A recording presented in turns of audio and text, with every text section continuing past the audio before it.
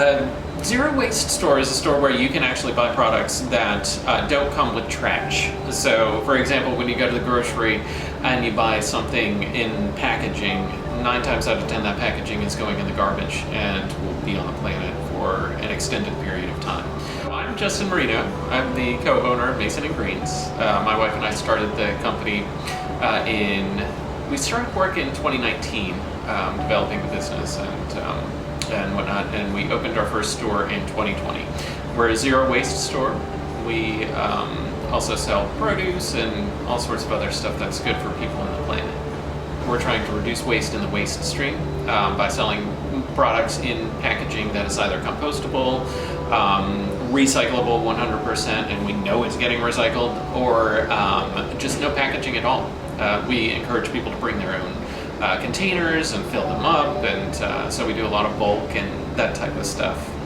So I've always had a passion for environmental causes. I used to do some fundraising for several environmental organizations, nonprofits, and I actually also have an engineering background. So for me, it's kind of designing a good system that's repeatable for not only our business but for other businesses. So we started the business because we had started our zero waste journey. One day I was taking out the trash, and it was a lot of trash. For a family of 4, it was a significant amount of trash.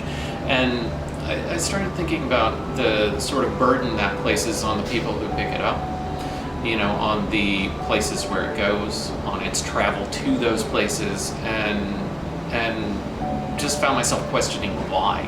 Why are we doing this? Why is this a thing? A lot of us, when we take the trash to the chute or, you know, put it out on the edge of our property, we don't think about it anymore.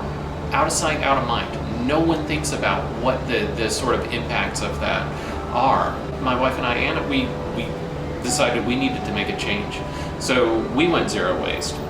We reduced that large trash bag worth of trash every week to nothing more than this big for a family of 4.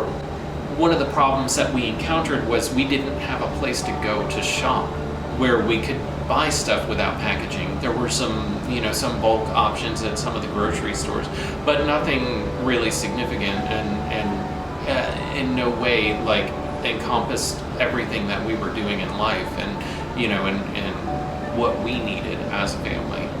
So we opened our first store in March of 2020, and that allowed us to not only bring a number of products that didn't have packaging and were good for people and for the planet to our community in Alexandria. The amount of stuff that we sold through that store and still sell through that store is pretty significant and does have an impact on the waste stream for Alexandria, for the area in general. We have people who come from all parts to that store, and it's truly exciting. Now that we're in DC, we have another store, and we're also affecting the trash stream here. So this is good. The more impact we can make on what goes out of our houses, and the sort of daily products that people have containerized and then just dispose of those containers, the better it is. I think one of the most challenging aspects of it is food service type stuff. So any sort of food packaging is truly challenging. Plastic is kind of a paradox, isn't it? Because it is something that's cheap and it's something that's durable, and that means it ends up being disposable and durable, which means it stays on the planet forever. Supply chain is really kind of a fascinating animal and beast in and of itself, because typically you're packaging something up to get it from one location to another, right? And the manufacturers are taking in, they're receiving packages and stuff like that. So we work with a lot of suppliers that actually do things right and do care about this. So a number of our suppliers who send products into us will send things wrapped in paper, cardboard, stuff that is actually either compostable or has a high recyclability rate. So for us, that's important. When we seek out suppliers, we have a pretty high bar, and they have to fit into these certain criteria in order for us to start ordering from them. So some of them say we just can't do it, we can't change, our manufacturing process is set and we can't do it. And we say, well, that's nice, see you later.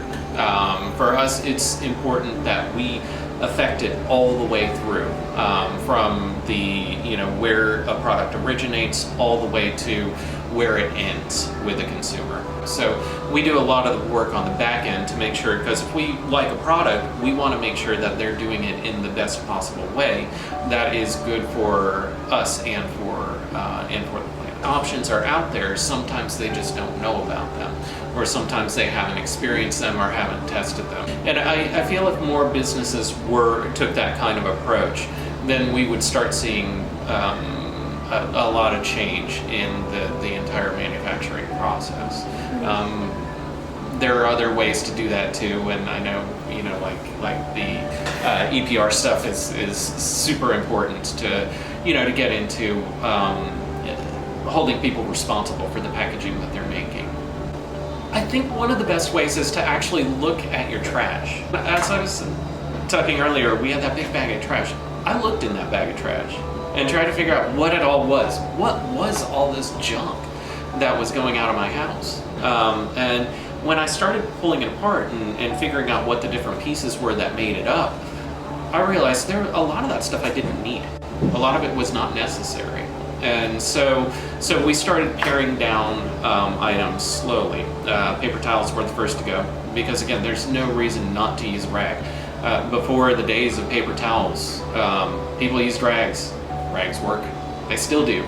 It's not anything that's a new or a novel concept. It's just kind of looking back on a better way, a less disposable way. Finding a way that can sort of reduce our throwaway culture. And there's ways to do that. So if you start analyzing the pieces of your trash and what's going out, and then start paring that down, you'll probably find that when you go shopping, you're going to be like, wait a second, I'm not going to buy that, because it just comes, wrapped in cardboard, with strange printing on it and colorful printing, with plastic inside, then wrapped in foil. And that's just a lot of waste for nothing, for no good purpose. Just to get a product from point A to point B, or just to market a product. When you start looking at what you're throwing out, you sort of want to mitigate that, and you're like, well, wait a second, there's no reason for this. I don't need this. It's not necessary. Plastics have only been in the consumer market since the 1950s or later, and it's kind of been a grand experiment on what we can do and what our bodies can do and what the planet can sustain. A world without plastic would be fascinating. It would be nice to actually see things kind of move to a more circular way, a more reusable way. Throwaway culture is a big problem. We need to get past it. Whether it be with electronics, whether it be with products that we purchase at stores, at the grocery or anywhere. We need to be thinking about reusing things. We need to be thinking about the sort of end life of products. What do we do with it? Can it actually turn into something better? When I compost something, it's fantastic, because that's actually going back into the earth and nourishing the earth and bringing more to it. So for me, that's a positive gain. I would like to see more on the regional and local level, more governments actually focusing on maybe giving tax incentives to the businesses that are doing things right.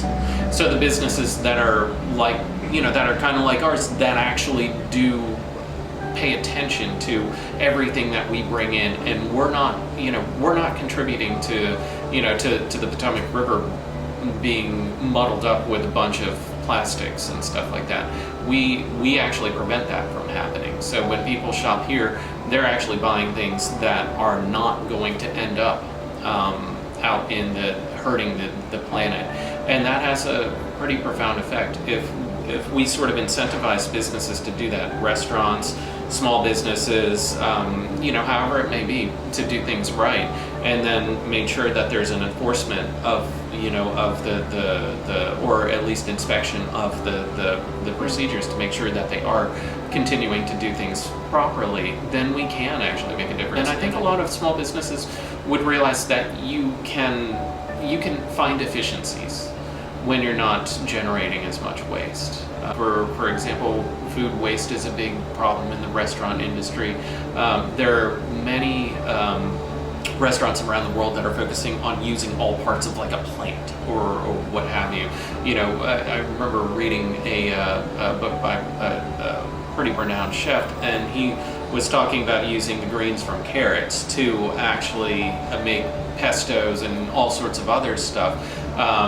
They were talking about fermenting lemons and stuff like that after they scooped out the insides, and this type of stuff is actually kind of important, and we can make a difference. As I said, EPR is super important. It is very important that we hold people accountable. If you're making a product and shipping a product and making money off of a product, it shouldn't be hurting people and it shouldn't be hurting the planet.